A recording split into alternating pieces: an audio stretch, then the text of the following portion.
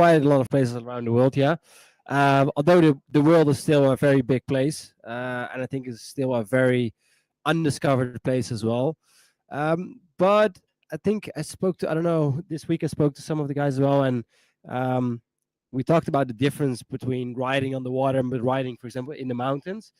Is that in the mountains, every turn you take, every hill you climb, every hill you pass, there is something different on the other side. While once you're riding in the ocean, it doesn't really matter how far you go. If it's 100 meter, if it's 5 kilometers, if it's 100 kilometers, it's just a very very far ocean. So in the end, I would say it's kind of getting a bit boring. So that's why it makes riding here in the mountains, or here in Pallas or any other mountains, makes it quite interesting, at least for me. And one of the beauties that I think that this area has to offer is that what we experienced 2 days ago as well, when we did overnight camping trip, is that we were just out there by ourselves. I even told my friend, the rest is photographer, I was like, dude, just hold the camera silence for a little bit. Don't click, because there's absolutely nothing. Yeah, we could accept you screaming really far in the background. That was the only thing. Yeah, but besides that, there's absolute silence, and then there's just yeah, pure beauty, I would say, and that's something that really interests me as well. So yeah, that's why I keep coming back. So crazy. Yeah, it was.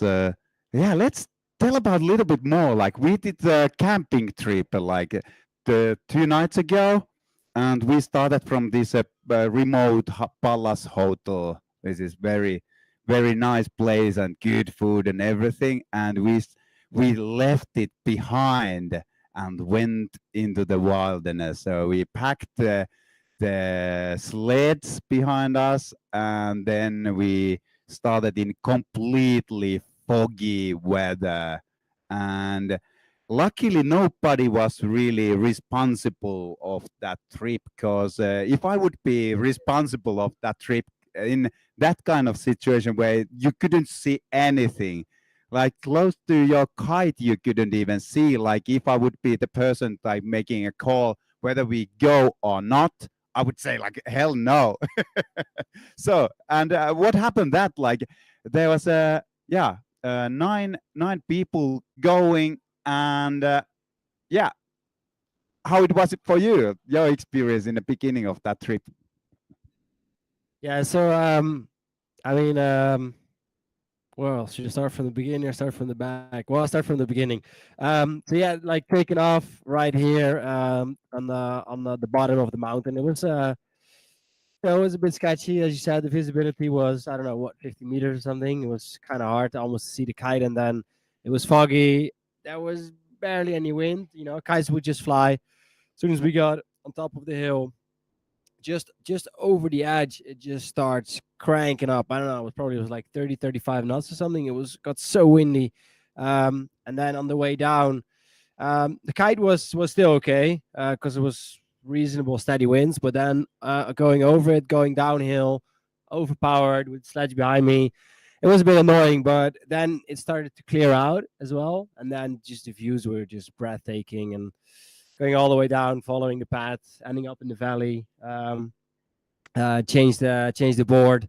Uh, got on the split board with the skins. Started walking, started hiking, and the weather just opened up more and more and more. And yeah, until unfortunately there was no wind to kite for the rest of the part. But we just kept on walking towards the cabin. Beautiful weather. We arrived there. It was beers. It was good food. There was rum. There was Northern Lights. There was more rum, and there was a lot more rum. Yeah, and then we finished with some more rum. So it was a really good night. It was really fun. It was a great experience. And then the next day, the snow kite conditions were just breathtaking. You guys went back. We continued a little bit more up there. It was just perfect conditions. Snow was absolutely amazing. Clear skies. Um, I was on my 11, and couldn't have asked for anything more.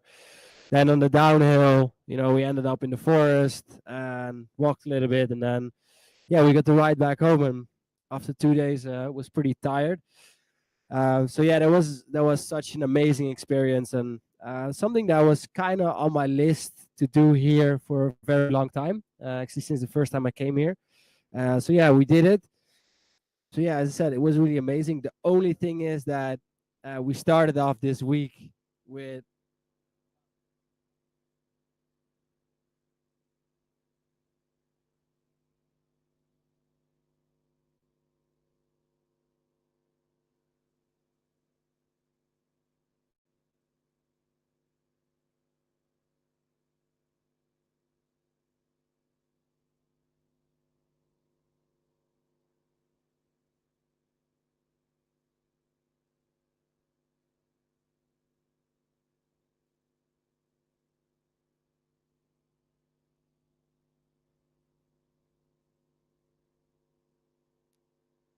we had such good days, and now we have this. But we did some other stuff. We went around, did some shooting, and so we still had a really good day. But yeah, snow kiting yesterday was just perfect. Yeah. So yeah, it was that was a oh, hey, we're back again. So yeah, that was a really unforgettable experience. So yeah, I checked that off my list. So thank you.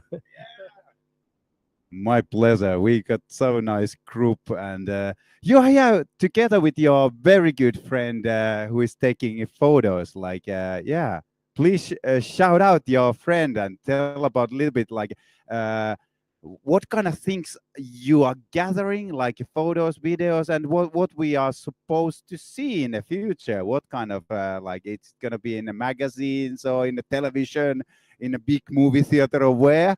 Like yeah, and yeah, tell a little bit about that fellow there, like your friend.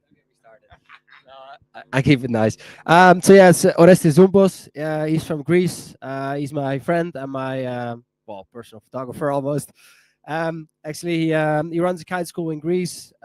He's a slingshot importer as well there, and we met in 2016. Well, he actually invited me, and then the funny part is we went to Santorini with a big group. We did some shooting there, and then the guys were just like, "Oh yeah, we're actually not from here, but we're from a spot. It's called Repano, and yeah, we think it's pretty good." I was like, "All right, let's go there." We went there. We drove. It's quite a bit of a drive. We arrived there, and then that was literally like probably for me the best spot in the world for freestyle. Um, then I was like, "Guys, why did you didn't bring me here earlier?" And it was just absolutely amazing.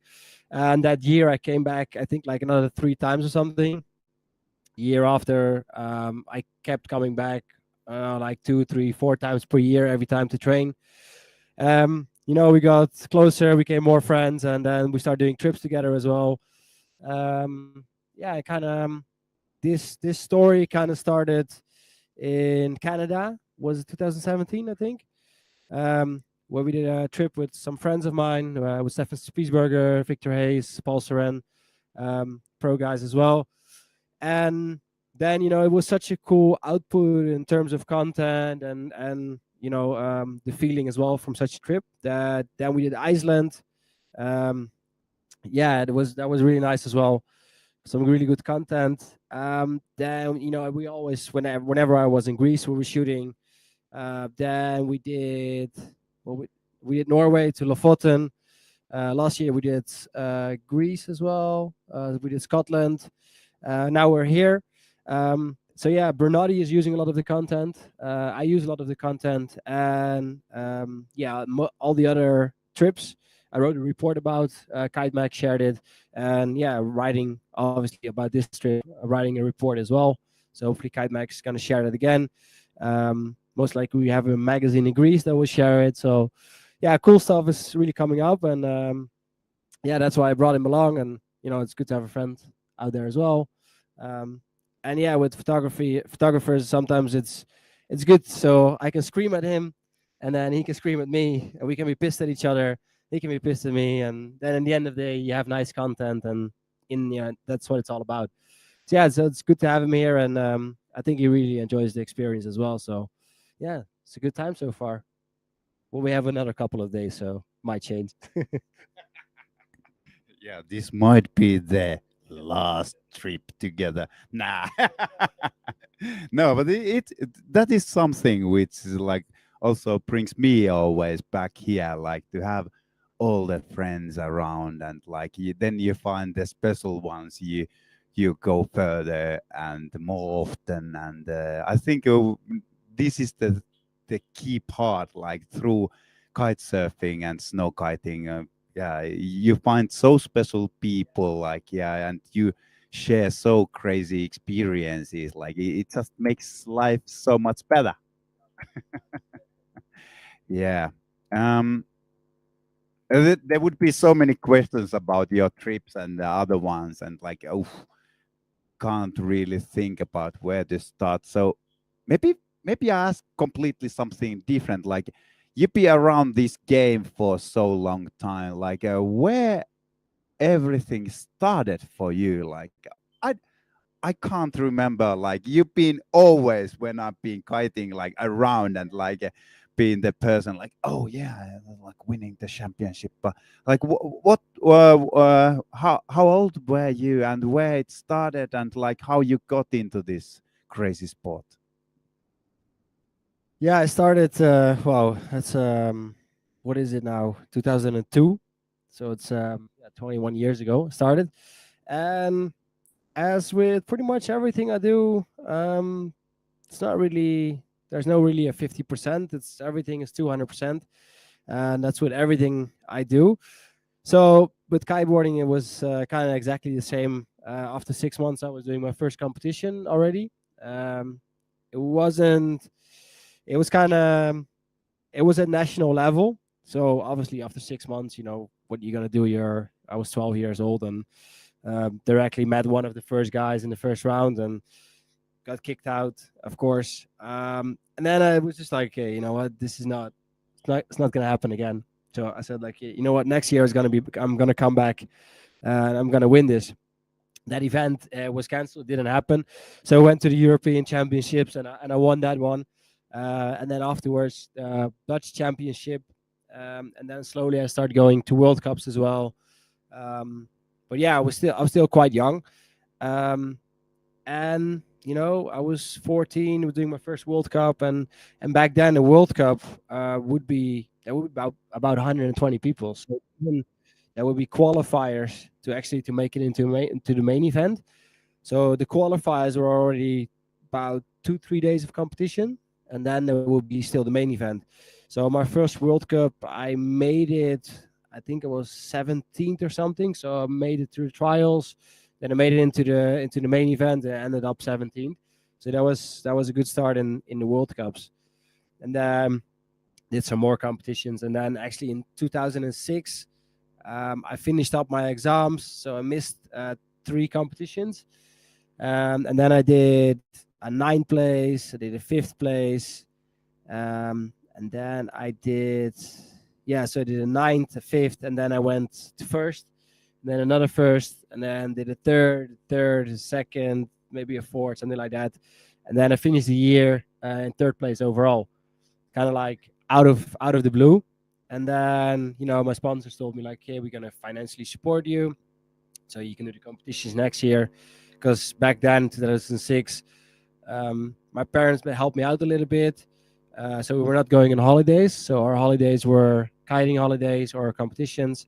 And then I was kind of like, okay, you know what? What's going to happen? Because we're not able to support this, for a whole year. So luckily, back in the days.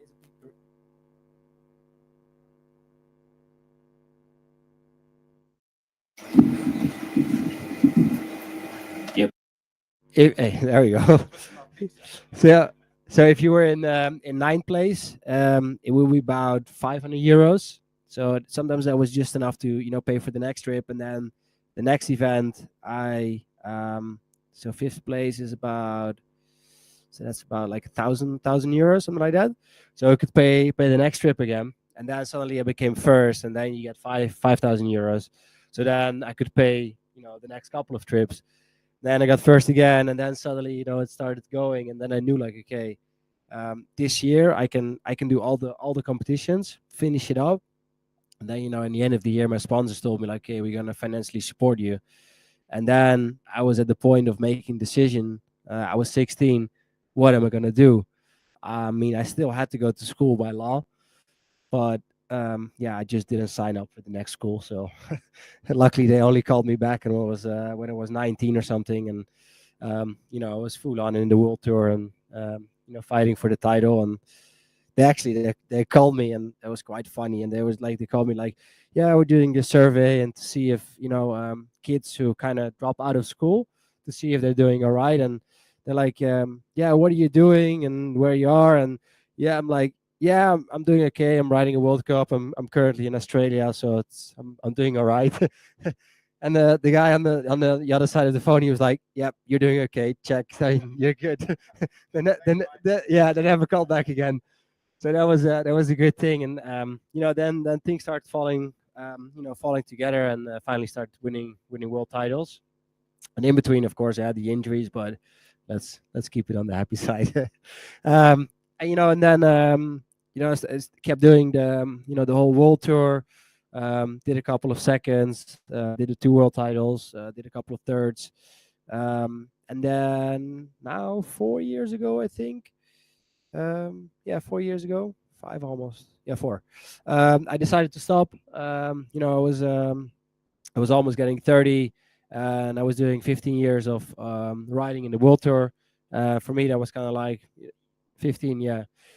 So yeah, it was enough. Young kids were there. I was getting older, and they start beating my ass. Time to leave. Yeah. So it's time to leave, and which was all good because yeah, I look back in a good competition career. So yeah, and now I'm doing a lot of demos, photo shoots, fun stuff like this, and enjoying it. Uh, I need to ask because you've been like I just checked your social media things and like Brunotti just signed you still like since like 2005 you've been sponsored by Brunotti 18 years and like crazy good stuff and like how you end up there and like because also like there is some young guns around and like what kind of crazy things you need to do to like to pass the level to be sponsored. So yeah, it's 18 years of actual contracts. I was already sponsored by them before that, just with gear and everything. But yeah, I came to well, actually, it was through one of the kite schools. I had a small Brunati board. Back then, they were making really small boards, and I kept on trashing it because I was always riding on the beach. So the reel was really trashed. And then they sent it back to Bernardi, and then Jens Sietsma, the shaper back then, he was still in control of all the boards and everything. He was like, "Who's doing this to his board?" And then this guy was like, "Yeah, you gotta see this guy, see this kid, and go talk to him." So he invited me over to his workshop, and I think it was I guess 13 or something. Uh,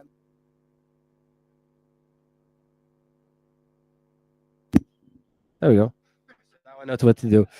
So I was 13, and he literally told me like, "What do you want?" I mean, I'm like, "What do you mean? What do I want?" And I was like, just standing there, and I was like, he was like, "Yeah, what do you want? What kind of board do you want?" I was like, the blue one." Like, I like the color blue. I was like, the blue one. He was like, "Yeah, what size?" I'm like, I don't know. He's like, "All right, I'll make you two." And he grabbed a piece of foam because the boards back then they were still made of foam. Grabbed a piece of foam, started shaping the whole board, and he was like, "Yeah, this looks good. What do you think?" I'm like, "Yeah, great." And I was literally there standing as a little kid that there was a shaper just making the boards right in front of my eyes. That was just like, wow. And then obviously a couple weeks later, I picked up the board like with the color blue. Had the sizes on it, two boards, two different sizes. Next thing I knew, I was on a trip to Brazil with the Brunelli team doing the photo shoot. And there's actually still a video online somewhere, Bernardi in Brazil. It was a super cool video, and that's where I rode my first World Cup as well. Back then, mom and dad waving on the airport, first time flying to Brazil. That was good fun. That was a good experience as well. so crazy. That is good story. Shaping your own board, and that was the your first pro model then made in the front of your eyes, and like yeah, got it your color and since that it's been continuing. You've been developing it further and further. Still like yeah, and now yesterday we saw you announcing like it's gonna be the next main prize for the competition we are running here in Pallas Kiteweek. Yeah, crazy. Um, yeah. How it goes? Like how much you involved? Like was it like that piece of the board you got that time? Like were you happy with that one, or did you like immediately got chance to make improvements, like to last it longer with your heavy like super strong style? Um, yeah, back then, I mean, I was kind of just starting, so I didn't have that much experience in telling how exactly I wanted to have a board. But yeah, I was happy with it. And then back then, most of the boards they check. So back then, most of the boards were still custom shaped. And then I think in 2006, I wrote a custom board as well, the board I won the world titles, the first competitions on, and they were a little different. And then in 2007, kind of more the productions boards they were starting. So 2007, 8, and then in 2009, I actually started my full-on Eurozone Pro model board with Bernardi, and I was happy with the board. But then I really started to get really involved in the boards, and I knew more about what I want in a board, how I could change things in a board. Um, so you can actually see a really big change from the 2009, which is completely flat board. So no channels, no backbone, just a complete flat board. But in that board, I was missing, or there was a lot of torque, a lot of twist in the tips. So, and that's something I didn't really like. Didn't really fit my riding style as well, because I wanted to have like a really uh, stiff board in the tips. So it gives me a lot of pop. So you can see in the year after 2010, you can see we put the channels in there, the quad channel, which gave the board a lot more stiffness in the tips, which resulted in a lot more, a lot more pop. And actually, it's still, you can see the quad channel is still in the board today, because that really defines my riding style. And actually, in my first board that Yin shaped for me, there was a toe side channel, no, a heel side channel. So we just had it on the heel side, and that heel side channel is in the board today as well. So back in 2003, when he shaped the board for me, the channel was in there. It's still now in there today, because that gives a lot of grip to the board as well, and it redefines my riding style also. So yeah, there's quite a lot of well, I wouldn't say similarities, but things that I really like, and that defines my style even over such a long period of time. And that's always something I said, is that the board I'm gonna design has to be the exact same board that a customer can buy in a shop. So I could literally walk in any shop all around the world. I could pick a board and it would be exactly the same board as I'm riding. And that's something that I really wanted to do, because I think that's just the way it is. If you make a pro model board, then it should be the exact same board so people can buy it, and not just buy a board and then make a better board or a stronger board or whatever kind of different board for yourself. So yeah, that's pretty cool, and it's been a really cool experience to go in that whole process, and try to make the board different every year, make it better. Although it's quite hard in the end, because I think every pro athlete, whatever sport you choose, they all have their own style. So they all have their own style of riding. So it's not like you're suddenly gonna change a board a complete 100%, and it would still fit that same person, because that's or most likely that's not his riding style. So it's always kind of hard. Like, okay, what are we going to change in the board? How are we going to make it different? But we're still going to fit it to my riding style. So yeah, we gotta try to come up with new things every time. Makes it interesting. Yeah, I still remember the first time trying a pro model, and it felt like it was a board in a rails, some old model, and like it got so much power, and like, whoa, this is maybe too much for me. And then the landing, it's very good if you do it correctly. And the first versions, like, yeah.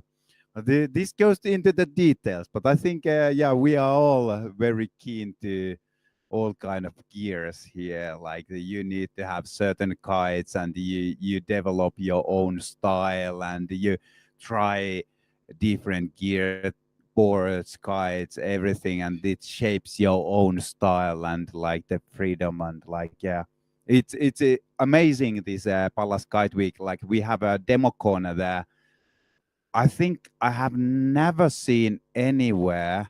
I need to ask from you, like, have you, like, there's like, I don't know, like 20 or 30 kites you just can demo, borrow, and like, yeah, try, and if they are good or not, and like, yeah, yeah, no money needed. You just go and try them. Like, Democon is crazy here. Like, is it normal in like these kind of events? Like, yeah, there's like free gear to just, yeah, try there. Like, yeah, yeah. Um, yeah, on events, most of the time there's demo gear, but most of the time it's just a few kites just from a brand, and there's so many kites from just one brand or one school importers. That's a good thing. Yeah, it really well it surprises me a little bit as well that there are so many people here for the snow kiting. The first time I was there, and I was like, "Whoa, this pretty big hotel," and I was like, "Yep, Soul Kiters." I was like, "Wow, okay, that's yeah, it's sold out." So that's really that was really nice and cool to see that it's really living a lot. Um, it's not everywhere. It's not like that everywhere around the world. Sometimes in for example, back again. For example, unfortunately, in Holland, from where I'm from, it's events that used to be really big. We used to have the like super big events with festivals and everything, and unfortunately now it's that it's really unfortunate. And so yeah, it's really nice to see that there's such a big gathering here and everybody's enjoying. And in the morning we were sat in a room, see everybody walking with the gear and all excited to go snow kiting. It's a really nice thing to see, and that everybody's so stoked. Yeah, it's nice. It is very nice. Yeah.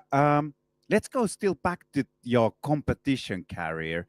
Uh, I don't remember when was the first time you won there. Like now we already heard about like how much efforts like you were training since you were 14, and like training hard and going through all the like the challenges to get enough money to be all the time on the tour, and same time like training like crazy, and you made it all the way to the top.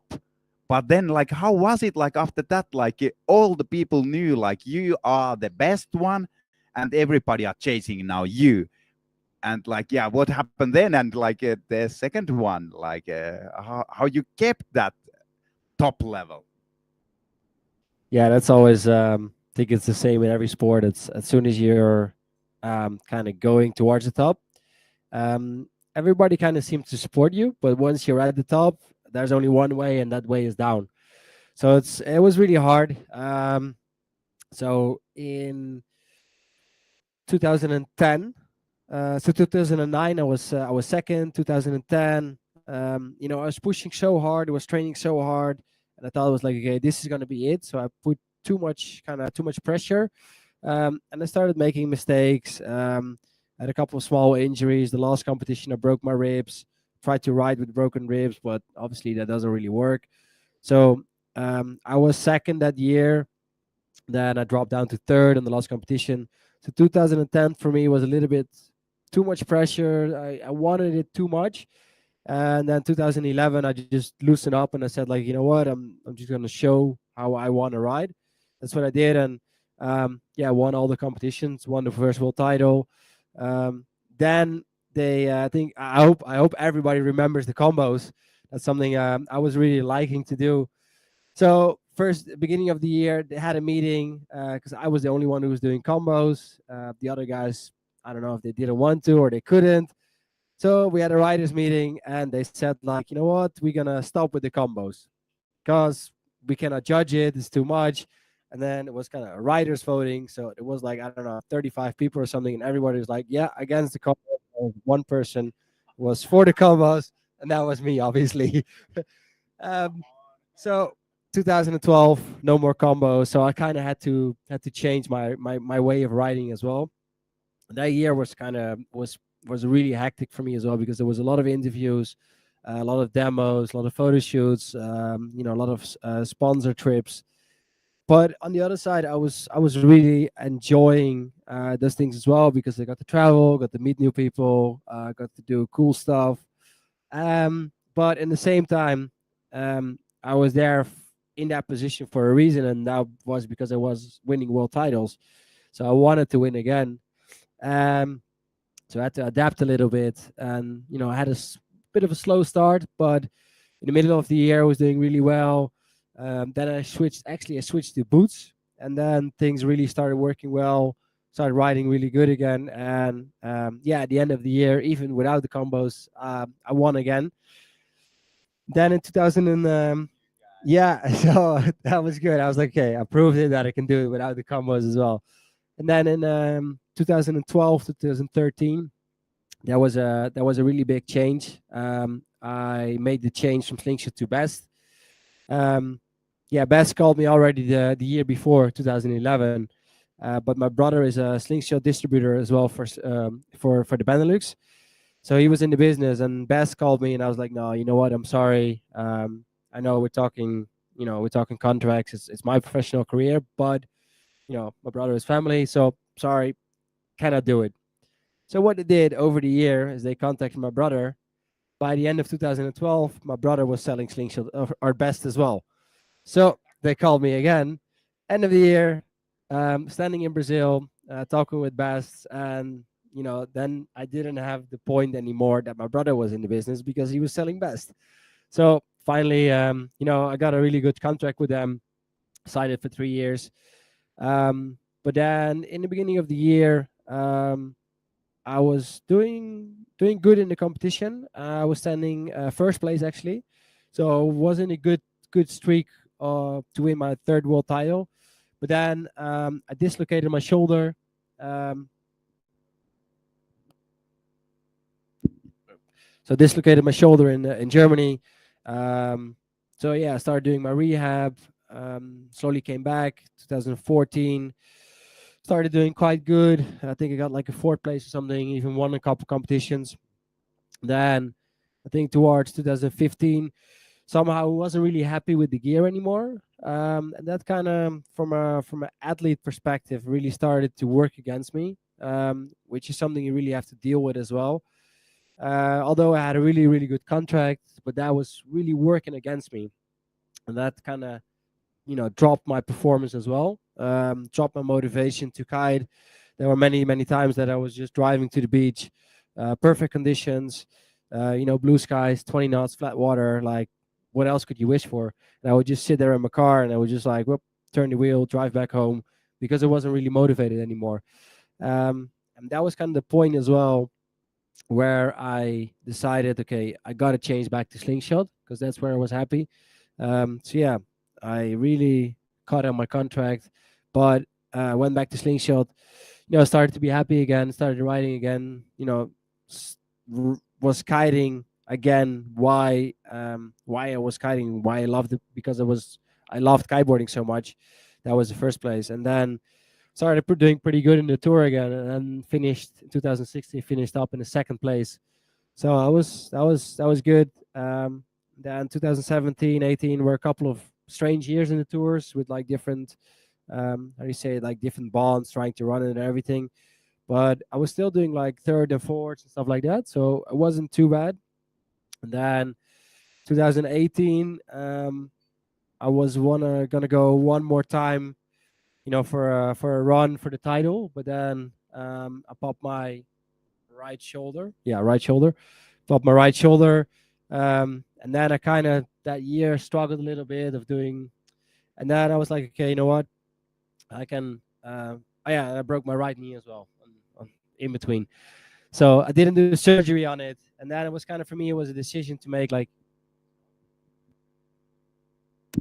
so it was decision for me to make whether I'm going to continue, try to train up. But I kind of knew even if I would train up, I I could make the level from the guys. I wasn't worried about that. But the only thing I was worried about, I was not able to maintain it for a whole year while traveling, while training, doing competitions. So I was sure that either my knee was gonna break or my shoulder. So that's why I decided, like, okay, you know what, this has been good. And then if you break it, then it's gonna take a lot longer because you're getting older and the whole shebang. So yeah, that's when I decided to stop competing at that level, and that was actually really good thing because I finally, after 2012, halfway during the season, I didn't touch my straps anymore. I was just riding boots. Whether it was light winds, strong winds, whether I was doing kite loops, I would do double handle pass, everything was in boots. And then as soon as I made a decision of not riding competition anymore, I took my straps on again, and it was a lot of fun. And it was like something dropping off my shoulder. But because before every session I would go out, there was pressure on my shoulder of performing.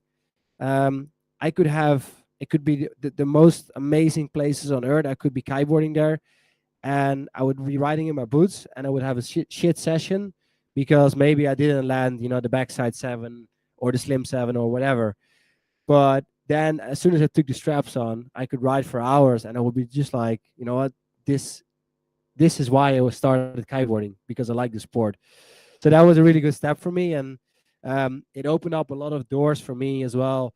To take time to do events like this. Went to Maldives, did a downwinder for 10 days, crossing the whole Maldives. That's some things I would never do before because there was only one thing in my mind is keep the time training, training, training, and try to win competitions. Yeah, it sounds awesome. Like, yeah, so yes.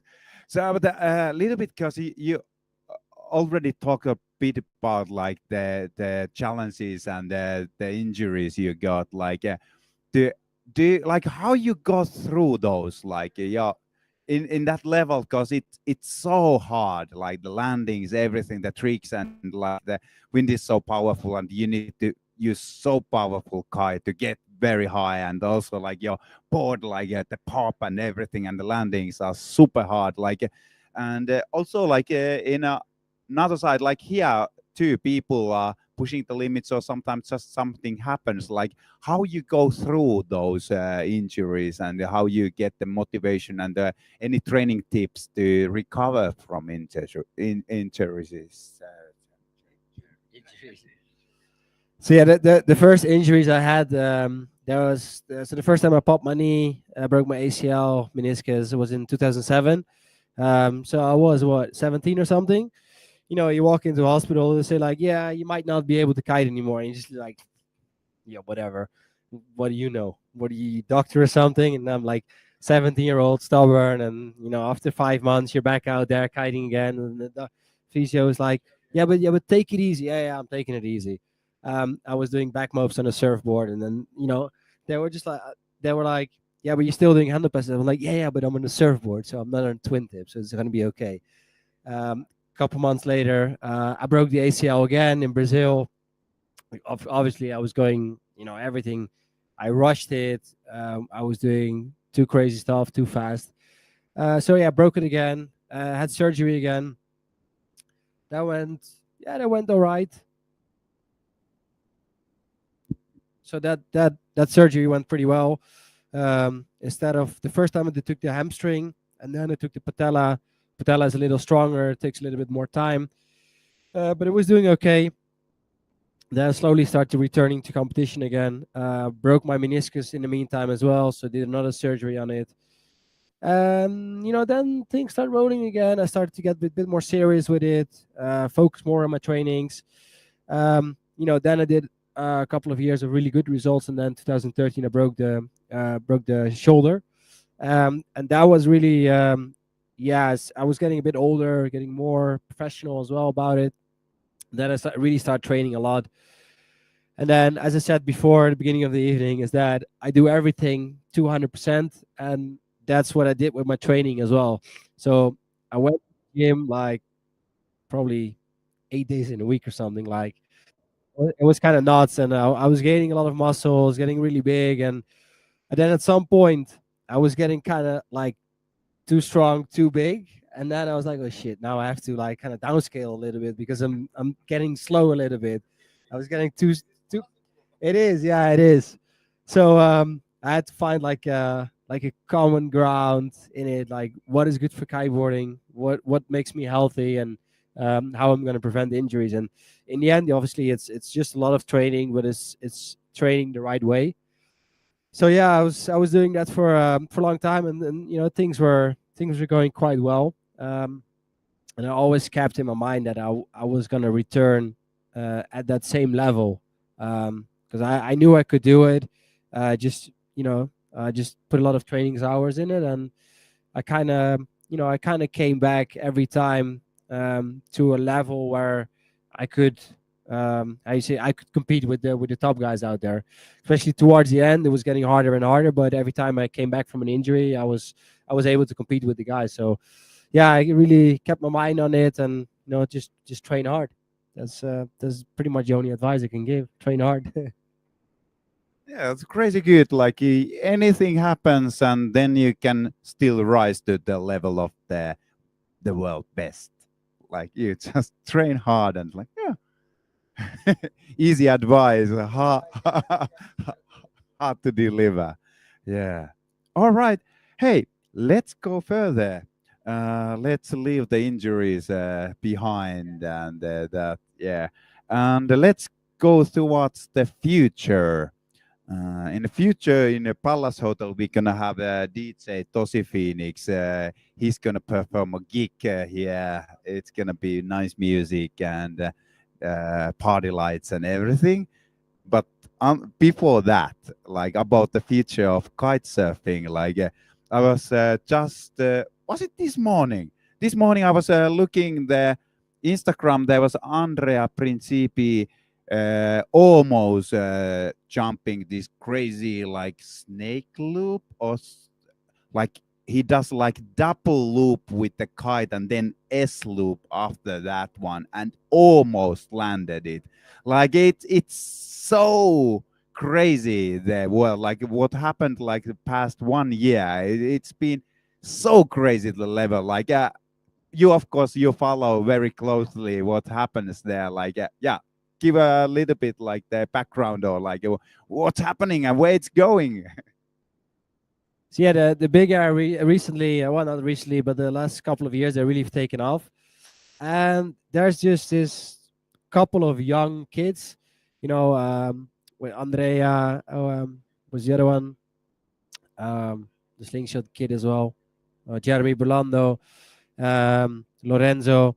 Like these kids, they ride a lot together, and you can see that in their riding because they're pushing each other, and just crazy things come up. They took you can see in the Red Bull King of the Air as well, is that last year, I mean, Mark was up there, Kevin was still up there, like all these guys, like the older guys, they were still up there. But this year it was just like, move, we are here, watch us, and then keep watching us. That's kind of how it went, because these guys, they just set a new level. We always in the beginning we saw that in the big air kite league, like a lot of the guys, they were doing really technical stuff, but they never really had the conditions of 40, 50 knots. It was always kind of like 30-ish, so not that much, and they were doing really technical stuff. And then kind of always the question was raised, like, what if Red Bull King of the Air or Cold Hawaii is 40, 50 knots? What are they gonna do then? Sorry. And then this year at Cold Hawaii, it was I think it was like 40, 50 knots, and the young kids, they delivered in those conditions. King of the Air, it was that 40 knots also, and they also delivered in those conditions. So it went from like a question like could they do that stuff in really strong conditions as well to a definite yes. And there you could see like Big Air went from there, it just went like it skyrocketed to a whole new level. And then what you see now is doing like a double loop to an S loop is just, it opens up new doors as well. And then in the next step is how are they gonna make those tricks better? Because that's always a question. To do a trick, that's one. You see the freestyle, I don't know if somebody saw it, but Ruben, he posted yesterday, he posted some recaps from 2004. Well, if you see those handle passes, it's just like, what the hell are these guys doing? And then you see Aaron somewhere, dangling in the back as well, with his hand behind his back. It looks like shit, but it was the start. It was the start of where we were going. Um, Now as well, you see a lot of double kite loops or S loops with really small kites.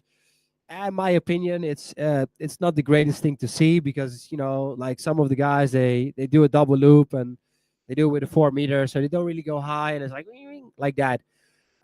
But it's a start. It opens up doors and it kind of paves the way for the next generation to come because this is something they are going to build on and they only going to make it better. So yeah, I think this is something really special for the kite industry as well. Is that just a whole new generation is coming up with a whole new bag of tricks. Records are being crushed. Um, with the kid from Holland, he jumped 35 already this year. What's his name? Overbeek, Jamie Overbeek. You know what? Like I think this year, like I don't know what kind of records we're gonna see, but brands are stepping in more and more as well. They were already doing it, but I think now they will even do it more to really focus on big air kites, make the kites better, make them lighter, make them faster, make them fly higher. And I don't know, maybe this year or next year we're gonna go somewhere to the 40 meter benchmark. Who knows? Could be. It's possible. I mean, if you would have asked many of us maybe 10, 15 years ago, like, do you think we're going to make 35 meters? Everybody would be like, yeah, with a toe up or something or jump a mountain, but not with an actual proper jump. So yeah, kiteboarding is progressing and tricks are progressing. And yeah, it's a good way to see it for sure. Yeah, if we would have one half an hour at least more, we could also. There's a uh, uh, one special superhero also joining us from France. There's Arthur Gilbert. Like he would like also be keen to hear like the special things like how he pushed all the way to the top. Like amazing fellow. Like yeah, but like this time you only with Yuri, like time flies. It's almost 1 hour already. So yeah, it's crazy. Yeah. So yeah.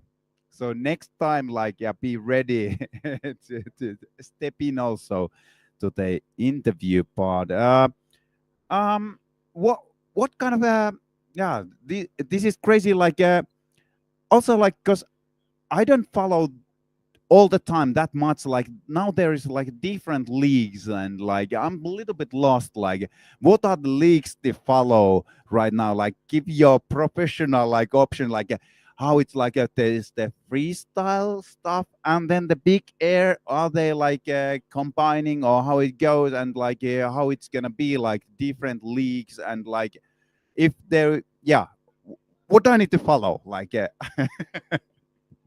So yeah, let's start off with the big air. Obviously, we have the Red Bull King of the Air, Cape Town. Then we have the Red Bull Mega Loop Challenge, which is in Holland. It's a wind window. So whenever there's a certain wind, I think like southwest, 30 to 30 plus knots, something like that, then they call in, they fly in all the riders, and everybody's coming from all over the world. They literally fly in from Cape Town, fly in from New Zealand just for the event. Um, Same thing with Red Bull Cold Y Games. Yeah, I'm not sponsored by Red Bull, but I'm saying it a lot. So called Hawaii Games, and then yeah, then those are kind of like the three main events for Big Air. Then we have the Big Air Kite League as well. They have certain stops. I think they have Cape Town, then they have France, Bucharest, Brazil, and then maybe they have one more. And then we obviously we have the freestyle tour, freestyle tour run by the GKA. They have the main sponsor Qatar right now. So they 2 weeks ago, 3 weeks ago they had an event in Qatar in Doha. Then next up, I think actually in a couple of days, something it's going to start in Colombia. Then I believe they have Saudi Arabia. Then they have another one in Qatar. What else do they have? Things so far. That's about it. What I know. So yeah, they have a couple of good stops as well. Um, so yeah, I'm really trying. I'm not watching all of them, but yeah, I'm trying to watch the three big tours of King of the Air, and then most of the time I try to watch the freestyle as well.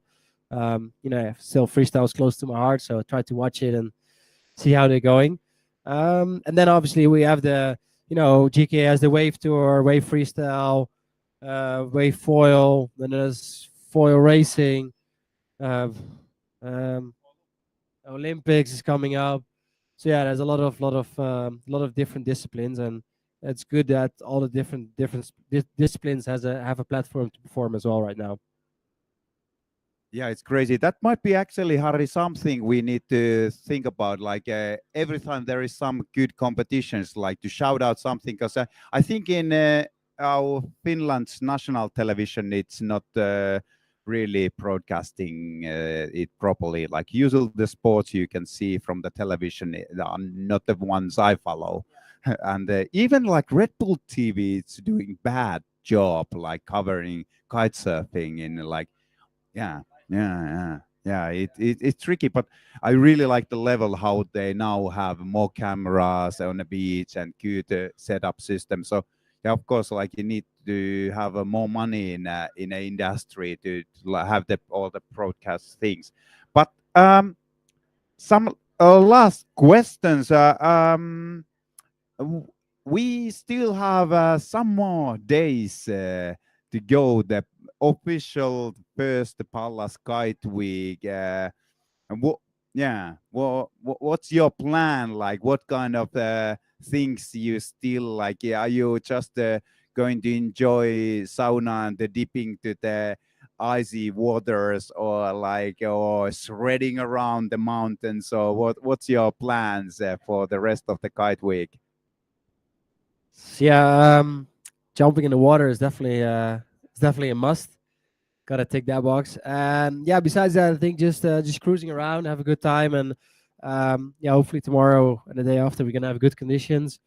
Definitely want to ride the half pipe up there. I had a lot of fun there last year. Really good snow. So yeah, hopefully to get to ride there. And besides that, just ride a lot and have a good time and have a couple of beers with everybody and have a good time and try to stay out of the trees with my kite. Uh, I'm guilty today. I hit it, so it was the first time it happened, and so yeah, it has to be a first time for everything, right? Yeah, I think there is not person who haven't touched a slightly bit of three here. Like if you don't push your limits, like then you are playing too safe. Like yeah, of course something will always happen. And how about other things, like where you gonna head next, or like what kind of like your own future plans are gonna be like? Yeah. Yeah, own future plans. So yeah, next month, no March, I don't have anything. March I'm gonna be at home, which is good as well. And then April I'm gonna have a trip to Egypt on a boat coaching. Then in May I'm gonna be the whole month in Maldives, also for clinics. Pretty nice resort. So I'm gonna be there, and whoever wants to fly in for coaching, and then I'm gonna be there. Um, then after that, I'm gonna be in Cabarete, Dominican Republic, coaching as well. Uh, July, I'm most likely gonna be in Mauritius for a couple days promotion, and then end of August, September, I'm gonna was that Italy probably also clinic, then Madagascar also clinic. So and then half August, 20th August, I actually have a Ironman, full Ironman in Copenhagen. So I got to train a little bit in between. So got to do that as well. So yeah, then pretty much do that, train, and you travel around, and yeah. Then we're already end of almost October already. The winter is starting again, and then February I'm back here again. So yeah. You stole my idea to ask you for next time. Yeah, it's yearly cycle. Like it's also like yeah, you have week in a year. You know where you're gonna be, and it's Pallas Kiteweek. Yeah, always. Yeah, this. Yeah, same. Like I heard yesterday, there's a one guy who enrolled for lifetime membership to come every year. Like it payments going every year directly to Harry's bank account. That's a good system. Like you never miss it. Then yeah, big shout out to our music master DJ Tosi Phoenix. Big thank you organizing all the sound systems. I don't know if any of this was streamed to online. Oh no, it was streamed. I was so relaxed when I heard like, yeah, it's us local friendly talk and fireside. That's crazy. Yeah, and thank you, Harry, inviting Youri and us here. Yeah, thanks, and special thanks for you. Uh, I have my friend is making the best honey in the world, and he wanted to give you nice jar of like it looks very weird, but it's superfood, sugar daddies. So yeah, I think we are on time. That was 1 hour. Yeah, thank you so much. Well, thank you. I just want to shake your hand. My God.